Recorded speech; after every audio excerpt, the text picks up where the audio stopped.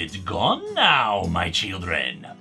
So that Linkara guy actually reviewed this rather good Silent Hill comic years and years ago in a tiny video for someone else's live stream.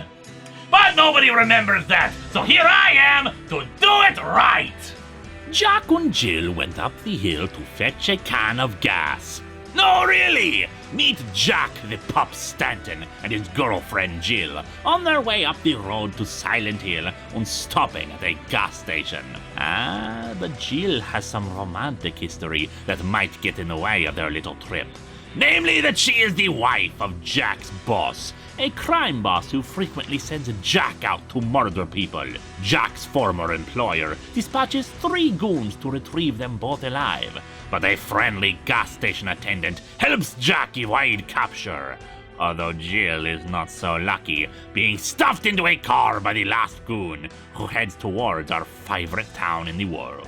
Jack pursues, eventually finding the goon, or rather, his body, along with the bloody interiors of a car and some visions of desiccated dogs. But while the monsters of the story are a bit recycled, Jack has himself a history with dogs. You see, his father was kind of a creepy asshole who believed that guns were what America was really all about. Well, that's just silly, my children! We all know what keeps America strong. Milk, the Constitution, and horror stories. And so at a young age, his father shoved a gun into his hands and told him to shoot a puppy right between the eyes, which he did so. But enough about the past for now. There's plenty of time for that later. The present is what concerns Jack now, particularly when he is attacked by a closer monster. Fortunately, he is armed and kills the creature. But Jill comes running out in a nurse's outfit, screaming that he did not kill a monster, and that they will never escape from their victims. They're all here in Silent Hill, and that all Jack knows how to do is kill and kill and kill. Losing her again in that confusion, Jack finds himself another woman in the town, Sarah, in the process of being crucified by some monsters. He rescues her, and they go off in pursuit of their respective targets, her parents and his lovely Jill. Recalling the nurse costume she wore, Jack thinks they should go to Brookhaven Hospital for her. And indeed he finds her amidst a collection of dead monsters on gurneys. But they don't appear as monsters to Sarah.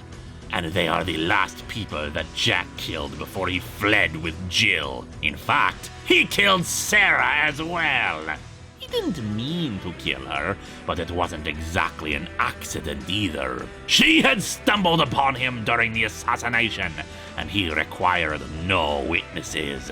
And now she, and a group of nurses, are more than a little ready to get some payback. For him, it was nothing personal, just a job.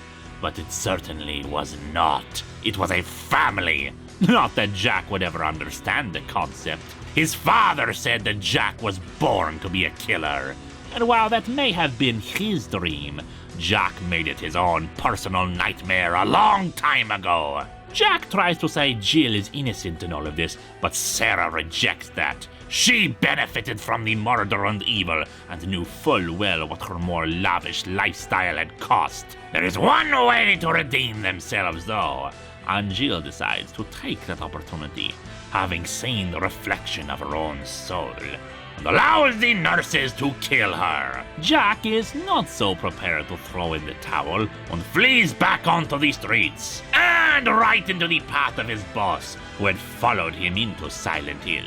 He's ready to end Jack, but the town decides that this one is not so open to redemption and makes the choice for him, allowing a certain geometrical creature to handle him. And thus it was down to Jack, alone, and with his final chance for redemption, he takes it. Jack and Jill went to Silent Hill to flee from their transgressions. Jack fell down because he shot his crown, and they both went up to heaven. Ah!